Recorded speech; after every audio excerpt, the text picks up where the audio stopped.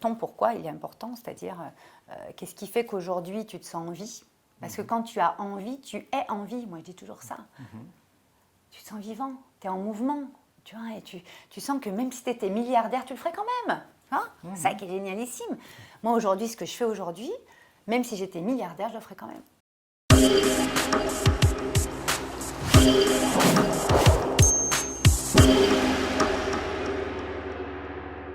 Salut les pros, Nicolas Kogan, mon business coach. Je suis ravi de vous retrouver dans cette nouvelle vidéo où on va parler de transition, de réinvention peut-être même. Oui. Alors je ne sais pas si le terme est bien choisi, mais on pourrait parler de conduite du changement, mais cette fois-ci de soi-même. Et pour ça, j'ai le plaisir de vous présenter mon invité, l'auteur, la lumineuse fondatrice de Wake Up and Smile, Valérie Karchi. Merci Nico. D'habitude, on Ça se fait va? la bise. Oui, Mais là, je te tout à serre la main. fait. Voilà, je suis vraiment heureux de vous la présenter. Vous la connaissez peut-être déjà. Moi, si j'ai souhaité que ça soit toi pour traiter ce sujet-là, Oui. c'est qu'en m'intéressant à tes activités, je trouvais qu'il y avait une finesse de trait, tu vois, qui était vraiment de nature à te dire merci déjà, de pouvoir aider autant de monde par rapport à un sujet qui est parfois un peu complexe, un peu pudique pour certains, délicat, parce que le changement... Invisible, on ne sait pas trop. Ouais, clairement, Effectivement. clairement. Et tu as un parcours qui est assez riche. Oui. Donc, je vais prendre la solution de facilité et je vais te demander de te présenter. Est-ce que ça colle pour toi? Ouais, Ça va très bien. super. Alors, Valérie Karchi, enchantée. Donc, je suis la fondatrice de Mosquito Events. Donc, d'abord, à 25 ans, j'ai monté une agence événementielle artistique avec des spectacles, des animations, des concepts mis en scène, étant danseuse et mannequin à la base, à 20 ans. Donc, ça a été vraiment assez fluide pour moi de refuser un CDI à Caisse d'Épargne et de monter cette agence qui, finalement, 20 ans après, en tant que pionnière, a pu me permettre de développer énormément de méthodes, de concepts, de process pour permettre à nos équipes et à nos clients d'allier l'humain en fait à des créations, puisque nous sommes des êtres créateurs. Et puis, j'ai perdu un petit peu le fil de moi-même à un moment donné dans ce flow et dans cette course aux événements. Et finalement, cet arrêt m'a permis en fait, de révéler en moi pas mal de choses qui s'étaient éteintes en fait, avec le temps. Et cet arrêt m'a permis de vraiment voir tout ce qu'on a en nous, de si puissant, pas fort mais puissant, et de pouvoir le déployer au monde par nos créations. Et c'est pour ça que j'ai fondé Wake Up and Smile, donc, qui est une marque de mon agence événementielle, une agence créative, pour vraiment aller amener à chacun, qu'on soit entrepreneur, entreprenant, mais en tout cas créateur ou particulier, salarié, etc., dans leur changement, dans leur transition ou dans leur ouverture de prisme sur leur vie, dans leur vision du monde, des solutions internes et qui peuvent déployer en externe, donc la puissance intérieure, pouvoir créateur. Voilà sur quoi je travaille, sur la créativité qui part de nous et qu'est-ce qu'on fait avec cette créativité qui part de nous dans la matière, dans la réalité. Et c'est ce que fait un entrepreneur à la base. On peut le faire tous dans nos vies, perso ou pro. Voilà. Exactement, et c'est vrai que tu disais, certaines fois, mais il y a des choses qui s'éteignent. Oui. Alors peut-être qu'on va commencer par quand ça Bien s'est sûr. allumé, parce que tu parles d'une chose de la caisse d'épargne, je ne connaissais pas l'histoire, refuser la caisse d'épargne, c'était du coup plutôt qu'allumer quelque chose finalement. En fait, moi, j'ai eu mon bac avec mention, j'ai fait mon bac +2, mes parents étaient très contents, moi aussi, dans les techniques de commercialisation, parce que je trouvais que quand on commercialisait des choses, en fait, on offrait aux personnes, avec amour, des solutions qui leur permettaient en fait d'avoir une solution et donc d'être mieux dans leur vie finalement. Donc moi c'est ce qui m'avait attirée à la base. J'étais à ce moment-là à 20 ans, j'ai terminé l'IUT Technico à 20 ans. J'étais déjà très à même de voir tout ça dans cette partie non visible. Oui, et puis pas dans les manuels de vente. Et j'ai fait mon stage de fin d'études donc à la Caisse d'Épargne. Et à cette époque, donc ça remonte, c'était il y a 20 ans, ils lançaient, tu sais, les assurances dans les banques. Donc assurance IARD, etc. Et j'avais explosé les chiffres de vente, mais parce qu'en fait, moi, je vendais qu'à ceux qui en avaient besoin. Et comme il y en avait plein qui en avaient besoin, j'avais vendu plein d'assurances IARD. Et donc, la Caisse d'épargne me dit, on vous fait un CDD, puis derrière le CDI, de toute façon, vous avez le profil. Enfin, ils étaient à fond. Et moi aussi. Mes parents étaient très contentes, on était très contents. Et en fait, moi, j'avais prévu, si tu veux, de démarcher. Donc, à l'époque, il faut se remettre dans le contexte, il y a 20 ans. J'avais prévu de démarcher les services communication des banques, des grosses boîtes, les agences de communication qui étaient déjà très développées à cette époque. Plus dans le créatif, du coup. Oui, moi j'étais danseuse, j'avais monté une association, je participais avec une association à des cours de danse. J'étais quelqu'un de très créa, j'écrivais beaucoup, je dansais, je créais des spectacles déjà. Et tu vois, la vie nous met, ça on en parlera je pense dans l'interview, mais la vie nous met toujours ce qu'on a besoin en fait sur notre chemin, parce qu'on ne parvient pas à le voir. C'est bien de se retourner quand même 2 secondes sur son parcours, parce que finalement, toutes les expériences qu'on a, ces aventures qu'on choisit, parce qu'on a un libre arbitre, vont en fait servir à quelque chose souvent plus tard, mais on ne sait pas quand. Tu vois. C'est vrai. Et là, moi, avec les années passées, c'est vrai que le fait d'être dans cette association, de donner ces cours de danse et de monter des spectacles pour les petits villages aux alentours, autour de Lyon, moi je suis lyonnaise, finalement, c'était mon métier quand j'ai monté mon agence événementielle plus tard, tu vois. Bien sûr. C'était un truc de dingue. Et donc, pour en revenir à la Caisse d'épargne, on me propose ça. Et moi, j'envoie donc une centaine de CV à l'époque par courrier.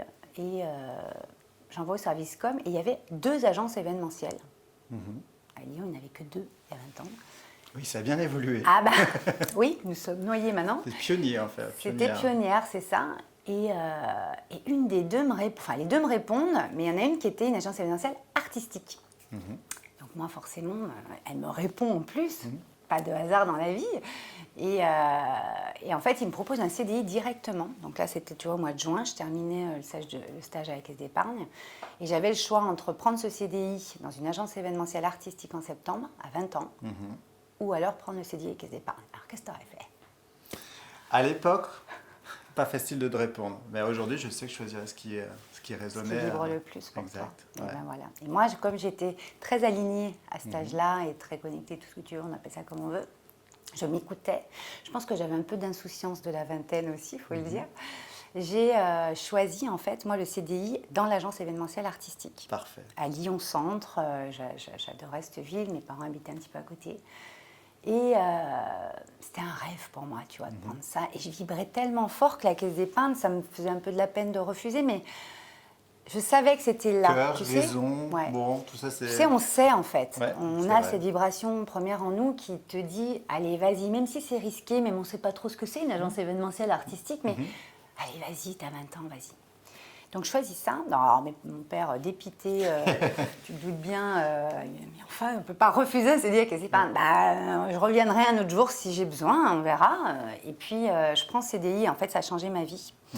Parce qu'en fait, cette agence événementielle artistique était gérée par des associés, donc un qui était humoriste, comédien, etc. Donc, tu vois, très artistique. C'est pour ça que c'est une agence événementielle artistique. Et l'autre qui était donc très gestionnaire, très cartésien, etc. Donc, c'était vraiment à l'image de, tu vois, des 2 hémisphères de notre cerveau. Moi, avec le temps, j'ai analysé tout ça. Et j'étais très contente de tomber là parce qu'en fait, moi, avec ma fibre artistique, j'ai vraiment pu développer avec lui, apprendre comment on développe des spectacles sur scène pour des entreprises, grandes entreprises. Ouais. Et avec l'autre associé, j'ai pu apprendre à organiser vraiment un événement, développer des process pour qu'un événement sérieusement soit bien organisé, structuré, que notre client ait confiance en nous dans le discours qu'on va lui tenir, qu'il ait une vision claire et en même temps qu'on lui amène des idées, en même temps qu'on écoute, si tu veux, ce qu'il veut. Donc j'ai vraiment appris, moi, à écouter ce que les personnes voulaient, qu'est-ce qu'elles avaient dans leurs idées, tu vois, dans l'idée, dans leurs pensées, qu'est-ce qui les faisait un peu rêver, parce que projection, une agence événementielle, c'est comme une agence de com.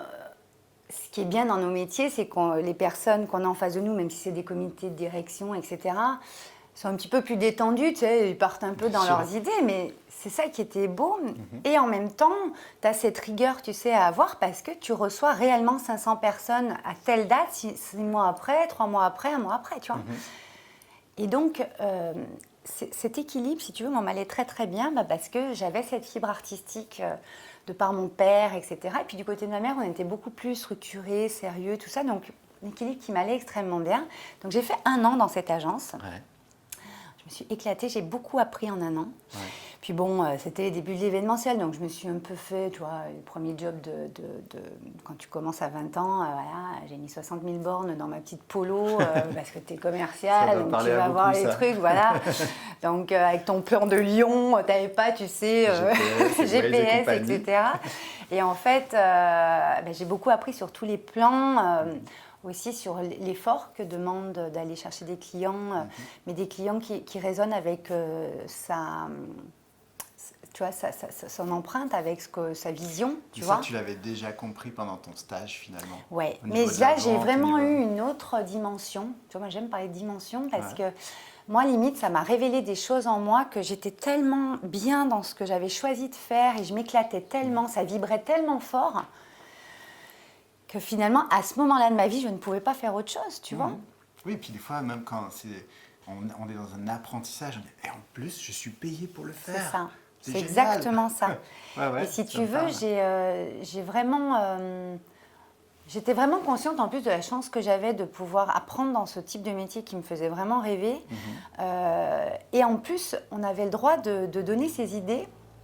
Tu vois, en termes de créativité, tu vois, je te parle de puissance intérieure pour un créateur, on va en parler beaucoup, je pense, pendant l'interview, parce que c'est ce que je fais maintenant. Tu vois, j'ai eu 20 ans d'expérience, et personnelle et professionnelle, pour vraiment savoir ce que c'était, que cette créativité qui est innée en nous. Qu'est-ce que c'est? Parce que quand on parle de créativité, alors encore plus dans le monde de l'entreprise... Tout le monde est doté de la même dose de créativité? Oui, parce qu'en fait, si on parle très cartésien, c'est, pour moi en tout cas, on est vraiment sur les... Scientifiquement, ça a été prouvé plus que prouvé, je ne vais pas te sortir vous irez voir les études, mais on est doté du même cerveau avec les 2 hémisphères, droite et gauche, où la droite, on est vraiment dans un cerveau plus intuitif, plus imaginatif, plus, tu vois, qui part un petit peu dans... c'est plus artistique après, tu vois, on emploie le mot qu'on veut. Bien sûr, on s'entend. Plus sensible, tu vois, plus fin, tu vois, et puis qui te dépose comme ça des idées. On ne sait pas d'où elles sortent, mais elles sont bien là, hein, tout le monde en a toute la journée. Et puis un cerveau, un hémisphère gauche, une hémisphère gauche du cerveau qui est plus cartésienne, tu vois, plus structurée, plus concrète, tu vois. On a un peu l'imaginaire, le concret. Mais il y a un équilibre. Et moi, si tu veux, dans tout mon parcours professionnel et personnel, moi, aujourd'hui, j'estime que nous avons une vie personnelle avec des activités. Maintenant, en tout cas, c'est ce que je transmets dans mes accompagnements. Parce qu'en fait, c'est trop dur de dire « ouais, mais ma vie perso, on la sépare de ma vie pro ».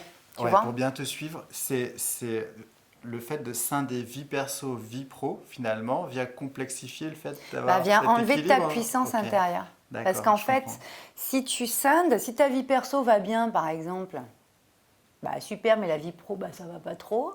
Puis si ta vie pro va super bien et ta vie perso moins bien, tu vas moins arriver à déployer ta puissance intérieure, à mettre quelque chose de global. Moi, j'estime que nous avons une vie perso avec des activités.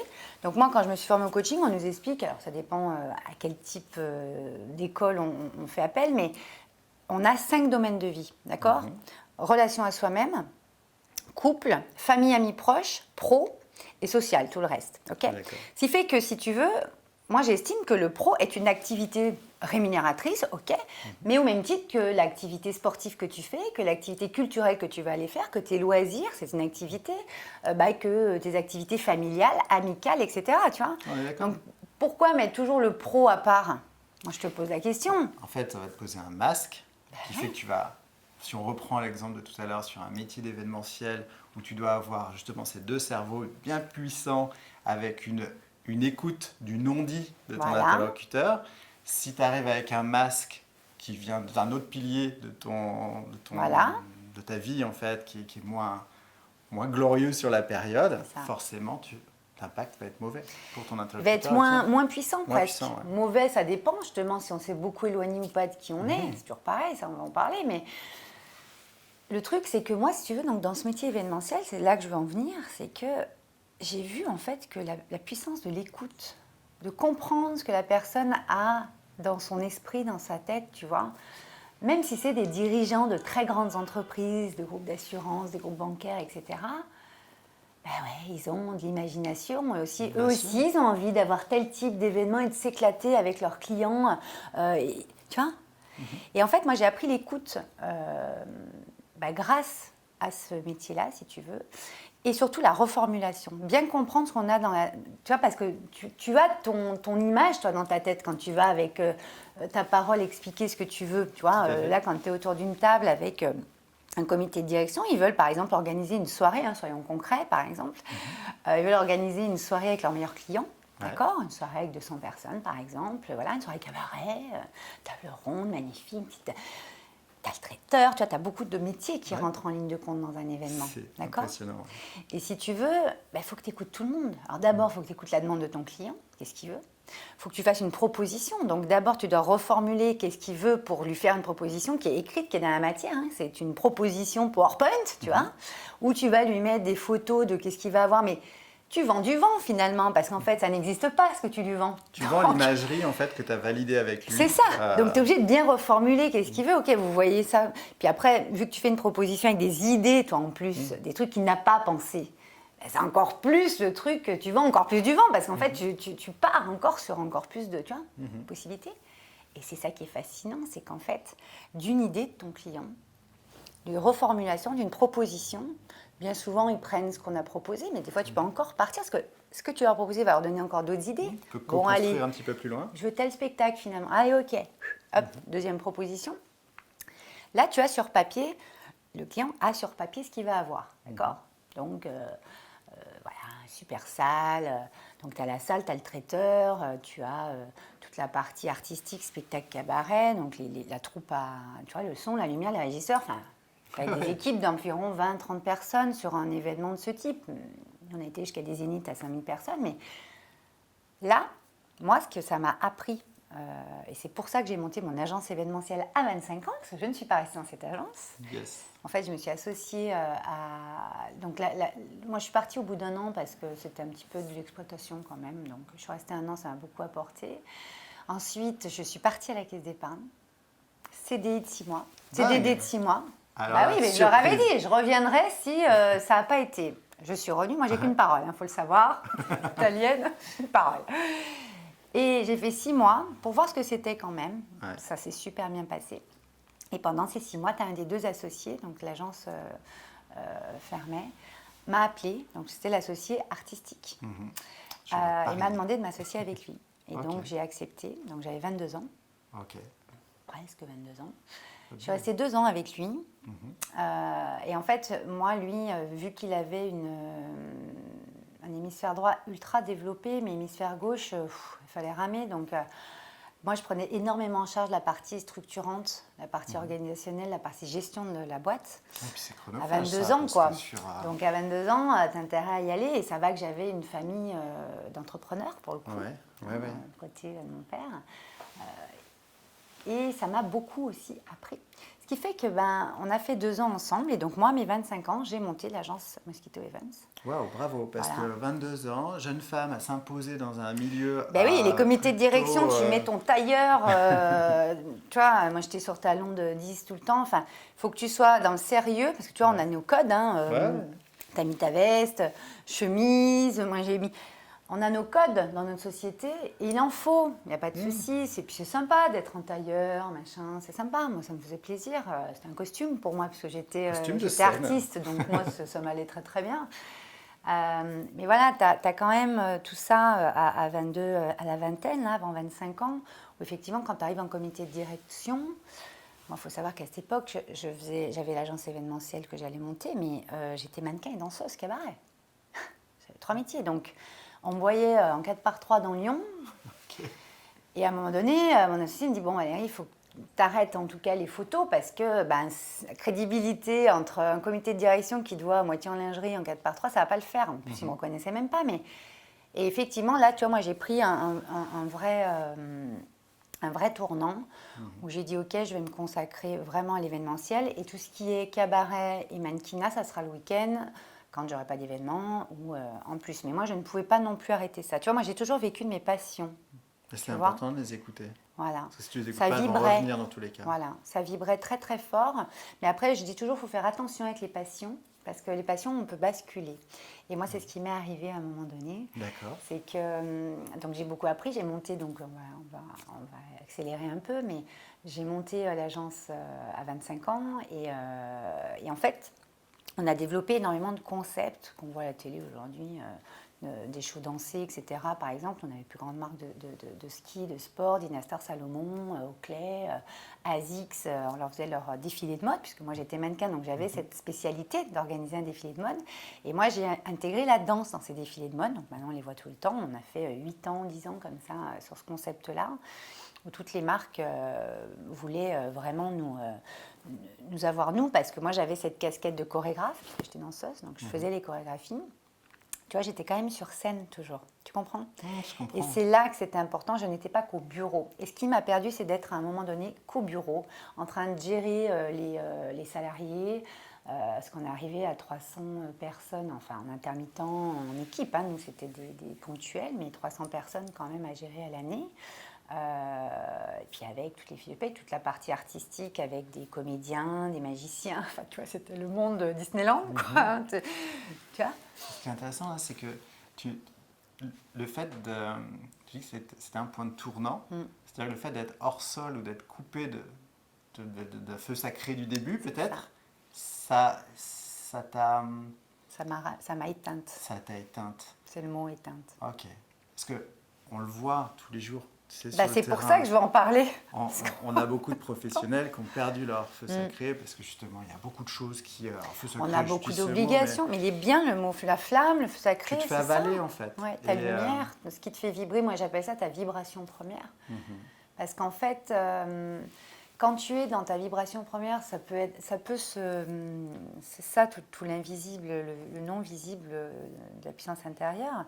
Ce sur quoi je travaille aujourd'hui maintenant, après avoir expérimenté tout ça et surtout accompagné beaucoup de monde. Parce que mes clients, moi dans l'événementiel, à un moment donné, vers 2010, c'est eux qui m'ont demandé du coaching. Et moi, je me suis formée au coaching à ce moment-là, en entreprise, tu vois. Et du coup, tu le livrais dans en séminaire, parce que nous, on avait tout type d'événements pour les entreprises.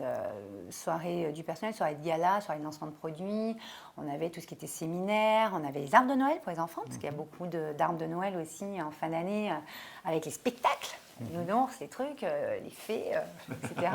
Avec les gros nounours, tu sais, que tu vois là, en accueil, le magicien, etc. Donc, tu vois, tu passais du comité de direction avec les clients, dîner, machin. Grand écart. Et puis après, arbre de Noël. Donc, tu dois être tout terrain. C'est pour ça que moi, aujourd'hui, je suis apte à accompagner tout type d'entrepreneurs et tout type de personnes, même salariés, qui veulent opérer transition ou qui veulent voir leur vie un peu sous un autre angle. Moi, je travaille d'abord leur feu sacré. Qu'est-ce qui te fait vibrer à toi ? Où est-ce que tu as perdu en route le truc ? Ou si tu ne l'as pas encore perdu, viens, parce qu'on va faire en sorte que tu ne le perdes pas. Parce qu'en fait, ça va très vite. Et il y a beaucoup de personnes qui le perdent.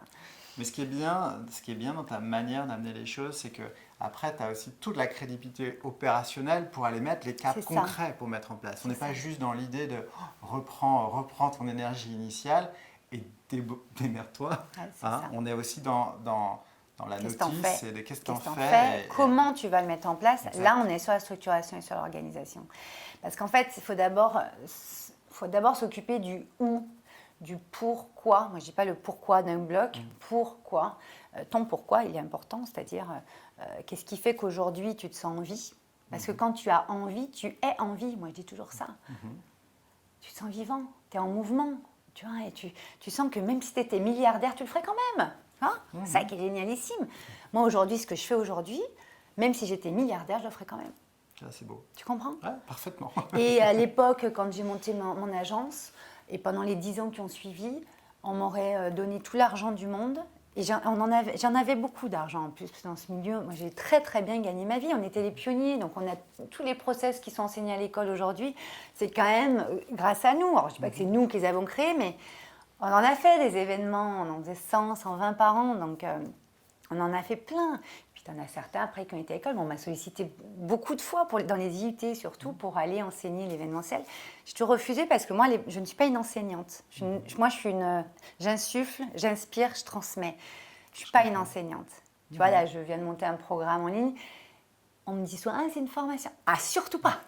Ce n'est pas une formation. Ouais. J'insuffle, tu fais après ce que tu veux. Après, je peux t'accompagner à voir ce que tu as envie de faire. Mais c'est toi qui choisis, c'est ton libre arbitre. On a tous notre libre arbitre. Et donc, en tant que chef d'entreprise, etc., tous les jours, on va choisir des choses, etc. On va devoir stratégiquement, on va devoir choisir la stratégie. Un mot, moi, qui me... J'en pouvais plus de ce mot. Et puis, bon, aujourd'hui... Mais si tu veux... Moi, si tu veux, à un moment donné, j'ai donc fait à 25 ans. Et en fait, pendant 10 ans, on a développé des concepts. Je te dis, on a développé plein de trucs. On s'éclatait, et vraiment. Moi, j'avais des artistes... Enfin, moi, je suis quelqu'un d'assez honnête et très fidèle dans mes relations. Donc, pas que pro, tu vois, enfin, toutes, puisque j'estime qu'il n'y a pas de pro et de perso. Je suis comme ça, tu vois. Et en fait, on a pu créer des choses, mais de dingue, tu vois.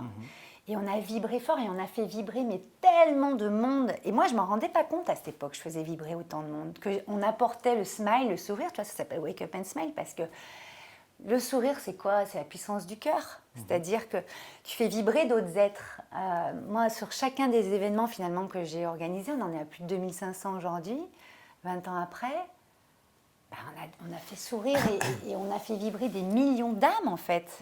Et ça, je m'en suis rendu compte juste après m'être éteinte, quand j'ai opéré cette renaissance. Parce qu'en fait, moi, je me suis éteinte, si tu veux que je te raconte. Ben ouais, clairement, je veux que tu nous racontes, et puis derrière ça, moi, ce que je t'écoute attentivement depuis tout à l'heure, j'ai la sensation que tu as fait le petit poussé, tu vois. Ouais. Et en fait, tu as toutes les pierres, tous les petits cailloux, tu les as posés avec une expertise où tu es allé à fond, parce que je crois que tu ne fais pas les choses à moitié. Et qu'aujourd'hui, en fait, ça vient vraiment expliquer le succès que tu as aujourd'hui et l'impact que tu as aujourd'hui en termes d'inspiration. Et bien sûr, ça m'intéresse de savoir où est le point de bascule, parce qu'un point de bascule, souvent, tu as des... Avant le point de bascule, tu sais, tu es déjà en train de mordre un peu la ligne rouge. Un peu dévié, tu sais, à la barre, là, ouais. Tu peux le voir ou ne pas le voir. Toi, tu as eu des signes avant-coureurs ou tu t'es Oui, dit, et c'est pour ça, je te remercie de m'avoir invitée, parce que c'est tout mon message, moi, cette bascule. Cette fameuse bascule, moi, comme je dis, parce que...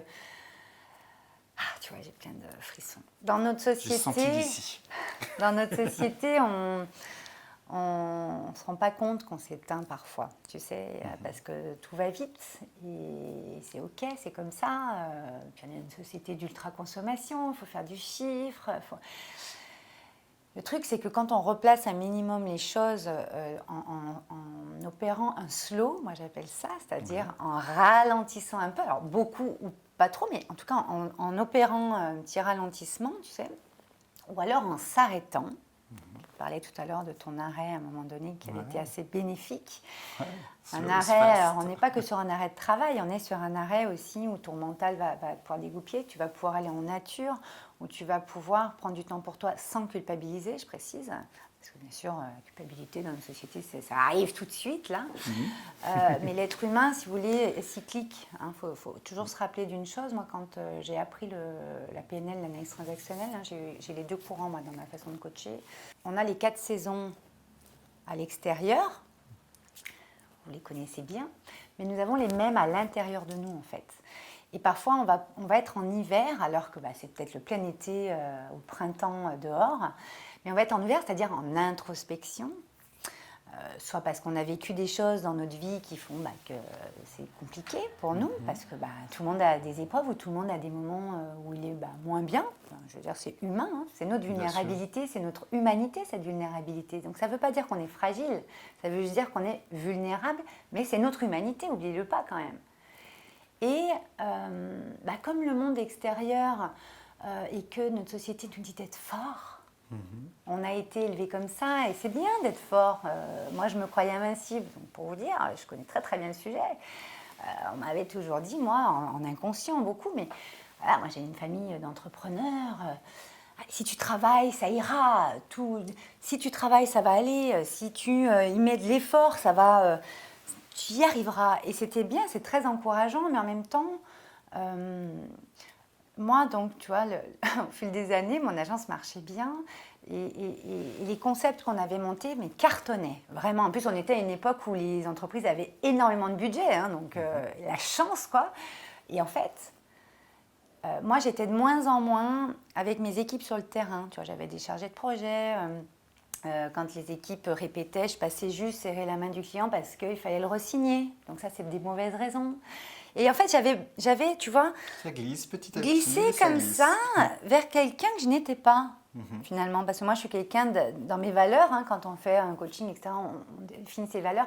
Moi, j'ai toujours l'altruisme. Je suis quelqu'un de profondément altruiste. Je suis quelqu'un qui aime la liberté, et surtout la liberté d'être, d'abord. Et je suis profondément authentique. Moi, c'est très important, l'authenticité pour moi. Et donc, d'avoir cette... Et en fait, je glissais comme ça parce que il fallait que je sois sur tous les fronts. Parce que, bon, là, par exemple, pour le mois de décembre, en décembre, janvier, novembre, décembre, janvier, c'est là qu'on avait la période où on avait le plus d'événements. Tu sais, c'est les fêtes de fin d'année. Tout le monde fait plein de choses. Et je crois qu'on avait entre 70 et 80 événements. Wow. En un mois et demi, quoi, tu vois, de mi-novembre, style à mi-janvier, tu vois. Et puis après, en mars, on réattaquait sur les nouvelles collections des marques de sport, Dynastar, tout ça. Donc, on n'arrêtait jamais parce qu'en fait, quand tu fais des présentations de collection, moi, comme j'avais mis de la danse dedans, les mannequins, ça va, ils marchent, c'est quand même pas trop compliqué. Par contre, de la danse, tu dois répéter. Donc, tu dois organiser aussi toutes les répétitions. Enfin, on se doute pas, mais... C'est multimétier. Le planning, moi, l'organisation, c'est ma vie, quoi, tu vois. Je connais... Je sais, en plus, s'il y a une faille à tel endroit, ce que ça va donner sur l'événement. Oui, c'est domino. Voilà. Clairement. Et aujourd'hui, quand je vois des gens organisés qui commencent, tout le monde commence et c'est OK, et qui font des grosses erreurs, parce que c'est un métier quand même. Alors oui, on peut tous organiser quelque chose. Moi, j'ai toujours dit, et c'est bien, il faut organiser des choses, même son anniversaire, machin, son mariage, mais quand on est dans quelque chose de plus pro dans le sens où on va recevoir des personnes avec qui on a des partenariats, on a fait des alliances, on a... un événement, ça sert à quoi? C'est quoi un événement? Un événement, c'est que tu vas ancrer dans la tête des personnes, dans leur esprit, dans leur cœur, une vibration, un souvenir qui reste indélébile. Tu peux faire un 4x3, on va rechercher le message et donc l'émotion derrière, tu vois. Un événement, tu le vibres encore plus qu'un 4x3 pour moi. C'est-à-dire que quand tu es devant ce spectacle où tu as par exemple des gens qui n'ont jamais vu de ce vrai spectacle cabaret, avec les magnifiques danseuses, leurs plumes, ils les font rêver, quoi. Ils vibrent et là, ils sont dans un domaine pro qui est ultra froid, ultra aseptisé. Mais là, tu les sors de leur environnement. Et qu'est-ce que ça vient leur amener, là? La vie est belle, la vie est colorée, la vie est vibrante. Moi, ça m'a insufflé quelque chose cette semaine, je vais passer une bonne semaine, tu vois, c'est le samedi. Là, j'ai vu un nouveau pan, quoi, tu vois. Et toi, créer ça te remplit, mais au fur et à mesure, avec l'enchaînement de charges, de coordination et ainsi de suite, est-ce que je sais pas, je vais être basique, hein, tu t'es oublié dans le scénario? Je me suis perdue. Pas perdue dans mon métier, parce que j'ai toujours géré tout, nickel, et c'est pas pour me lancer des fleurs, mais j'ai toujours vraiment géré. Donc, c'est parce qu'en fait, personne n'a vraiment à me redire sur... j'ai toujours pensé à tout le monde. Limite, je pensais trop aux autres qu'à moi. Du coup, est-ce que les autres se permettaient de te dire attention, c'est arrivé, mais ça va. Mais c'est arrivé, mais ils n'osaient pas. Parce que je t'ai perçue comme quelqu'un, je t'ai perçue comme la businesswoman, tu sais, la working girl, de nos papiers glacés, avec mes talons, une belle posture. Pour être danseuse et mannequin, forcément, tu as une posture... tac, t'es aligné, machin. Moi, j'ai une façon de parler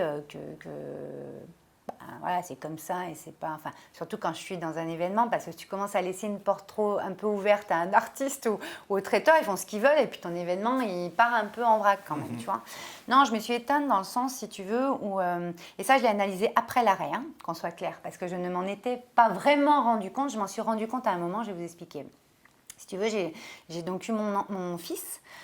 Derrière, j'ai fait une dépression postnatale, on appelle ça, donc une sorte de burn-out, mais vraiment extrêmement forte. Parce que souvent, les mamans, ça, je l'ai vu par hasard en zappant à la télé derrière, que tu vois, en Allemagne, par exemple, ils détectent ce genre de dépression postnatale pendant qu'on est enceinte. Et souvent, les mamans qui sont à leur compte ou les mamans qui ont des gros postes à responsabilité, dans leur cerveau, je ne sais pas ce qui se passe, mais en tout cas...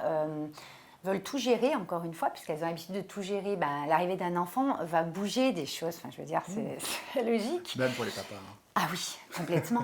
Et en fait, si tu veux, moi j'ai fait cette dépression derrière, mais je l'ai passée, mais comme ça. Je m'en suis même pas rendu compte. Je m'en suis rendu compte plus tard. Ok. Derrière, j'ai eu un T'as nié burn-out. quelque part la chose et... J'étais forte, Ouais. donc même si j'étais ultra usée, fatiguée, avec... moi, j'ai travaillé jusqu'à la veille de mon accouchement, si tu veux. Donc, c'était du grand n'importe quoi. Enfin, je veux dire, je signais encore des contrats et des trucs avec mon assistante sur le lit d'hôpital où j'avais une césarienne parce que mon fils ne s'était pas retourné. Et il fallait que... J'étais encore... le lendemain à 8h, il me disait, mais c'est enfin, n'importe quoi. Et bon, bref.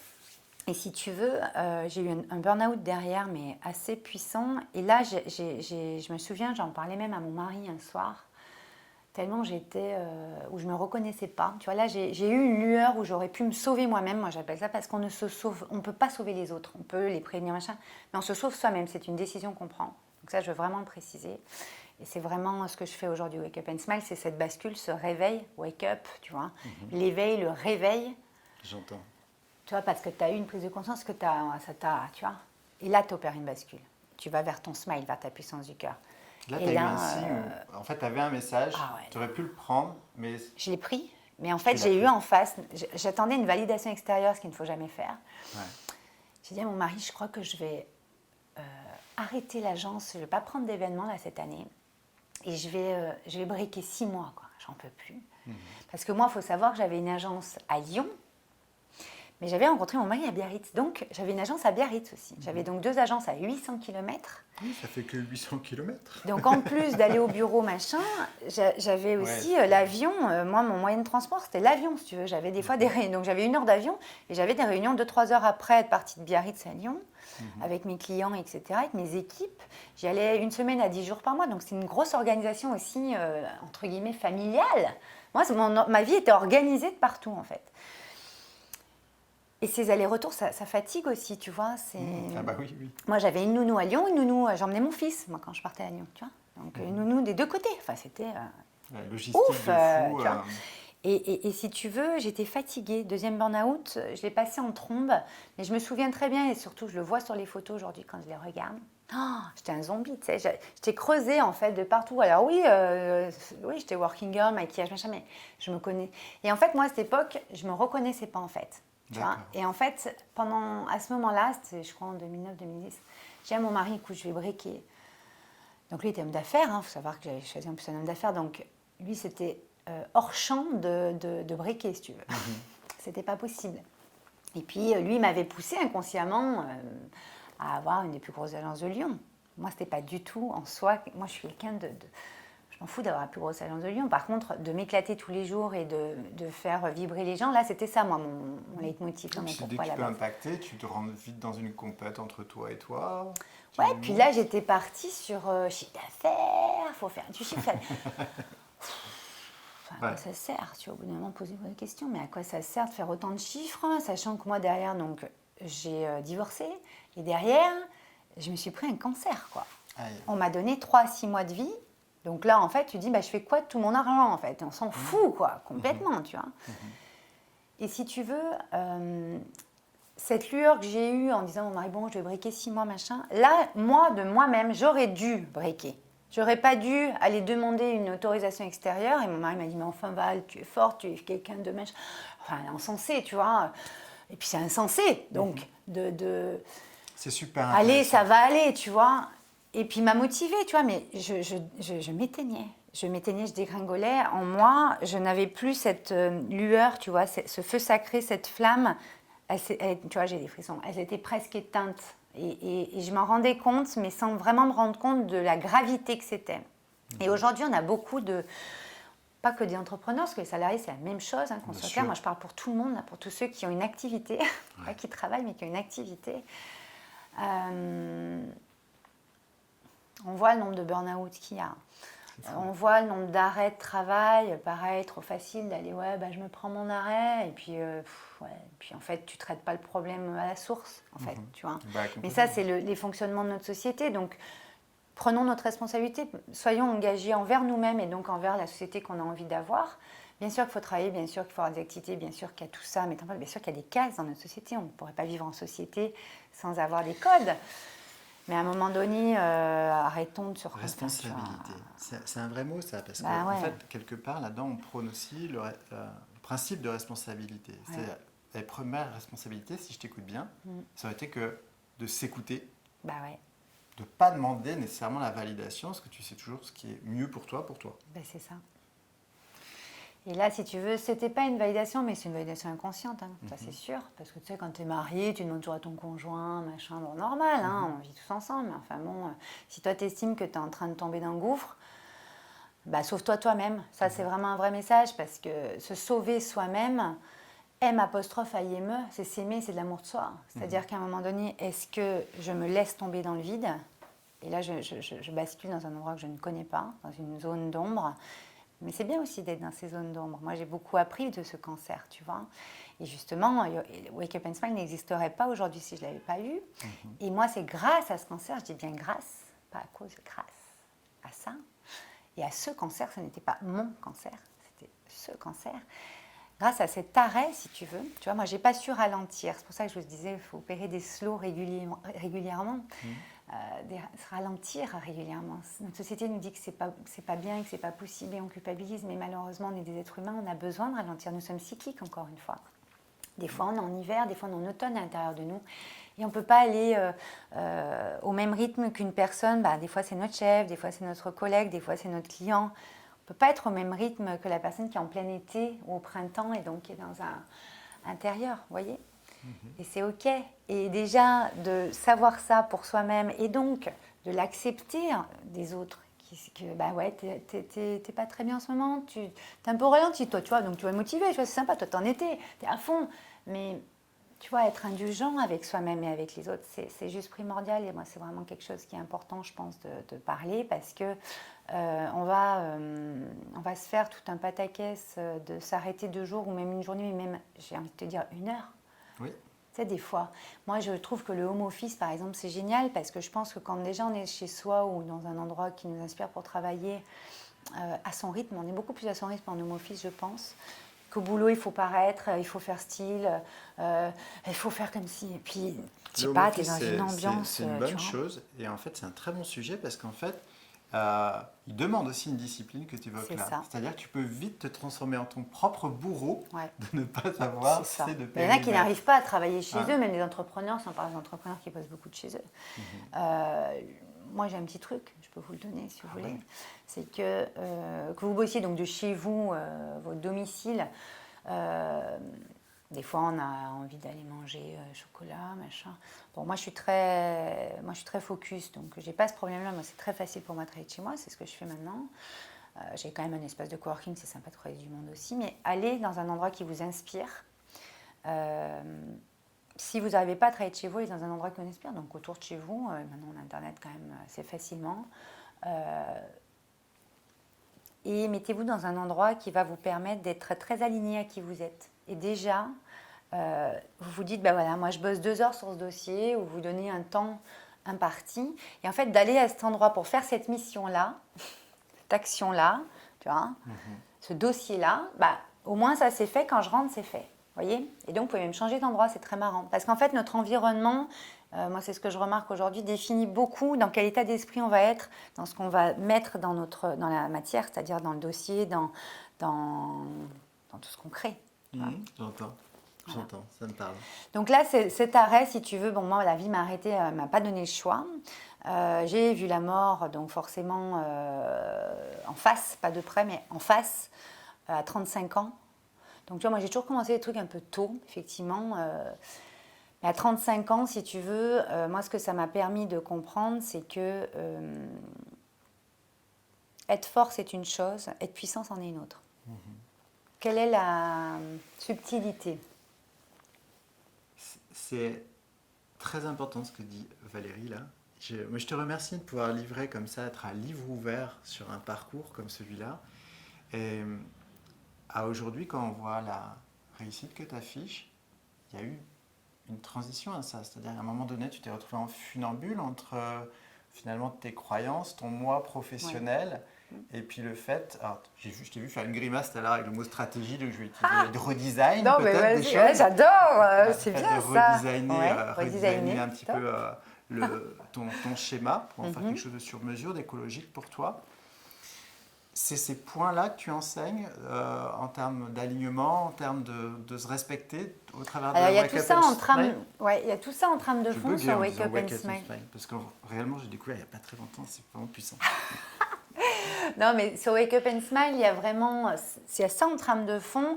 Les fondements de Wake Up and Smile, c'est vraiment l'éveil. Se réveiller, c'est d'abord s'éveiller. C'est-à-dire que toute la puissance d'un réveil, c'est cet éveil qui est à l'intérieur, en fait. Il faut vraiment en être conscient. Parce que vous ne pouvez pas opérer une bascule, donc un réveil, on appelle ça comme on veut, tu vois, sans avoir un minimum ouvert votre esprit, votre cœur. Moi, je parle souvent des œillères. Je dis souvent en conférence, ça parle bien.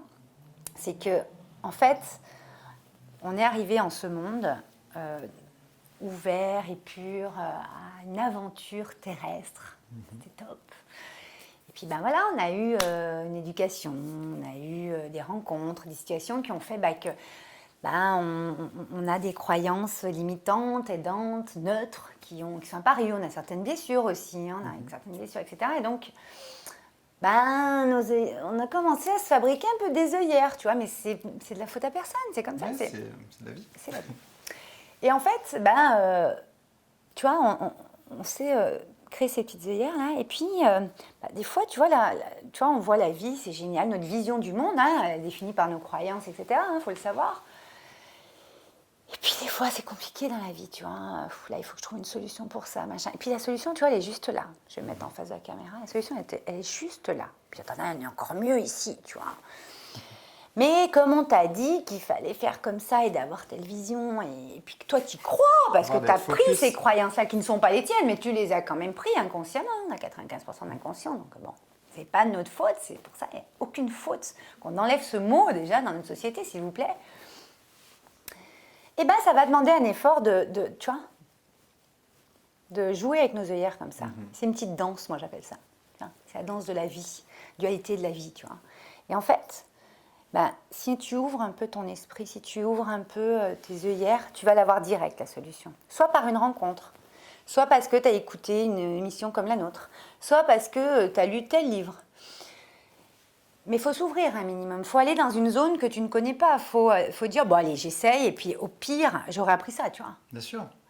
Mais en fait, tes œillères, au fur et à mesure que tu vas t'ouvrir, donc ça, c'est l'éveil, moi j'appelle ça. Alors c'est un bien grand mot dans le monde de l'entreprise, etc. Mais on le fait tous les jours. Tu es obligé d'être ouvert quand tu cherches une nouvelle offre à proposer à tes clients, quand tu veux remodeler, réinventer une offre, tu as eu un réveil parce que ton offre ne marche pas ou elle a un truc qui ne convient pas. Moi, j'accompagne énormément d'entrepreneurs sur leurs offres ou sur s'organiser, se structurer pour développer leur entreprise, c'est là où toi, leur activité. Créatif, finalement, tu as un bonus qui est énorme. Ah oui, parce qu'en fait, tu sais, les deux hémisphères dont on parlait tout à l'heure, de notre magnifique cerveau et merveilleux cerveau, c'est quoi le pont là entre les deux hémisphères ? C'est le mode solution. Et moi, ça, c'est ma spécialité. J'excelle là-dedans. Je te trouve des solutions et des idées en 2 secondes que je te mets dans la matière. Pourquoi moi j'ai ça et d'autres ont autre chose ? Pour faire un monde et que le monde soit tellement magnifique avec toutes ces solutions et toutes ces belles créations, parce qu'on est des êtres créateurs, encore une fois. Donc, les œillères, c'est juste ouvrir. Et donc, pour, par exemple, en entreprise, trouver un nouvel angle parce que le marché évolue, parce que nous évoluons nous-mêmes. C'est quand même une société d'humains, à la base. Au-delà de la surconsommation et d'aller toujours chercher le chiffre, j'ai envie de te dire, amusons-nous à créer des offres et on appelle comme on veut. Moi, les offres, j'appelle ça des créations maintenant, tu vois. Ouais, c'est bien. Ça me parle. On appelle ça comme on veut, des offres, des produits, des services. Mais amusons-nous, parce que la vie est quand même un jeu. On est venu s'aventurer dans cette vie. Et moi, je l'ai compris ça en ayant touché à ma puissance intérieure à nouveau, à 35 ans, que j'avais vraiment bien, puisque j'avais développé cette agence événementielle artistique. Tu vois, il y avait vraiment agence événementielle, organisation, structuration. Tu organises des événements. Et un événement artistique, avec moi, tous les événements que je faisais, en fait, avaient une part artistique dedans. Mais un événement en soi, c'est quelque chose que tu imagines. Et artistique, c'est des idées qui t'arrivent pour créer quelque chose de l'art. Et au même titre que l'art de la peinture, que l'art culinaire, tu vois, que l'art du chant, de la danse, du machin, nous sommes des êtres créateurs. On fait de l'art tous les jours, mais on ne s'en rend même pas compte. Et moi, mon métier aujourd'hui que je me suis créé, que j'ai réinventé, Cup and Smile, où j'accompagne, c'est tout un art. Tu vois, moi, comme je dis, c'est tout l'art d'être en vie. Parce qu'en fait, on est obligé de se réinventer régulièrement, mais il faut savoir ouvrir ses œillères, voir les solutions. Je parle beaucoup cette semaine, on a fait beaucoup d'interviews cette semaine, et on parlait beaucoup du timing divin. Alors, on va me prendre pour une perchée, mais comme vous voulez, mais c'est vraiment ça. C'est que le timing est toujours le bon. Et pourquoi je te dis ça? Parce qu'on en parlait tout à l'heure, juste avant de tourner. Parce que notre parcours, il détient en lui-même la solution. Ça, c'est un beau mot de la fin pour cette interview qui est plein de sens. On parlait de petits poussés tout à l'heure. Je vous laisse reprendre les différents éléments, les petits cailloux qu'a posé Valérie sur ce chemin-là. Et vous verrez qu'il y a beaucoup de ressources et de matières pour vous aider dans vos phases de changement et puis tout simplement dans la vie. Hein, quoi. Vous avez bien compris, on n'est pas sur un sujet pro, pas pro, un sujet humain. Il n'y a pas de frontières, dans la vision de Valérie. Puis plus j'avance, plus j'adhère à ça également. Merci. Et si tu es OK, on mettra l'ensemble de tes ressources sous la vidéo. Bien sûr, avec grand plaisir. Et puis moi, je peux que vous inviter à aller faire un petit tour par là-bas et de regarder attentivement. Il y a des choses sympas. Voilà. Merci beaucoup, Nicolas. On se dit à bientôt dans une prochaine vidéo. Et Valérie, on va aller déjeuner ensemble. Eh bien, avec grand plaisir. Faisons comme ça. Un bon repas. À bientôt. Au revoir. Au revoir.